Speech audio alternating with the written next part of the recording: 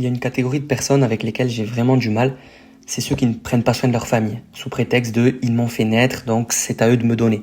Vous voyez ce genre de discours qu'on entend de plus en plus souvent dans la bouche de certains jeunes adultes ou d'adolescents un peu trop idéologisés à la sauce woke ou d'autres extrémismes. Évidemment, certains n'ont pas la chance d'avoir un climat sain, sont maltraités, frappés tous les jours par leurs parents ou d'autres situations terribles, et je comprends que ces personnes-là ne s'investissent pas dans leur cadre familial.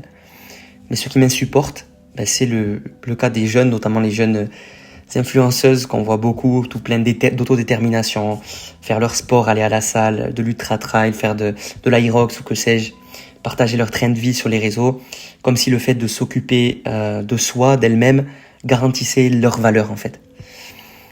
Et je pense qu'on est dans une génération qui se regarde trop, et que s'occuper de soi c'est bien, mais que ne pas oublier le monde autour, c'est quand même fondamental.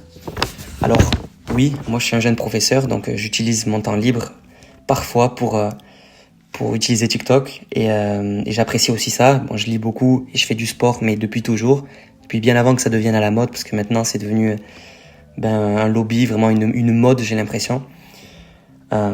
Mais par contre, quand mes grands-parents ou ma maman qui m'ont élevé, parce que moi non plus j'ai pas eu un schéma pour le coup traditionnel, ont besoin de moi pour faire les courses, faire le jardin, la voiture, les amener chez le docteur, je réponds systématiquement par l'affirmative.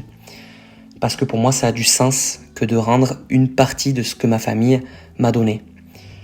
Alors, j'ai 25 ans et quand on s'est séparé avec mon ex-copine il y a 2 ans, je suis revenu chez mes grands-parents dans le but de me reconstruire, mais surtout de les aider dans leur quotidien.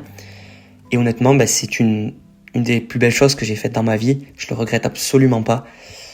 Alors voilà, mon message de fin là, ce sera si vous avez quelqu'un proche de vous, vous savez qu'il est isolé, vous savez qu'il a besoin de votre aide, n'hésitez pas, avant de poster un TikTok, avant de boire votre matcha et de manger votre barre protéinée, à penser à l'autre et à apprendre à donner autant qu'à recevoir.